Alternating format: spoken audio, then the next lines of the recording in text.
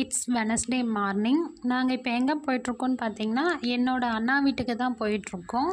நானும் பாப்பாவும் அவர் ஒரு வாரம் வெளியூர் போகிறேன்னு சொன்ன உடனே திருப்பூர் கிளம்பி போயிட்டோம். அங்கேருந்து அண்ணா வீடெல்லாம் பக்கம்தான். ஸோ எல்லாரையுமே விசிட் பண்ணி பார்த்துட்டு வந்துடலாம் அப்படின்றதுக்காக தான் அண்ணா வீட்டுக்கு போயிருந்தோம். பஸ்ஸை விட்டு இறங்கி உள்ளே நடந்து போகிறப்பவே சுற்றி சுற்றி மரமாக சூப்பராக இருந்தது. இங்கெல்லாம் எப்போவுமே 4 கட்டடத்தையே பார்த்து பார்த்து வெறுத்து போன மாதிரி இருந்தது. பாப்பாவுமே அங்கே இருக்க மரத்தெல்லாம் பார்த்து எக்ஸைட்மெண்ட் ஆனாங்க.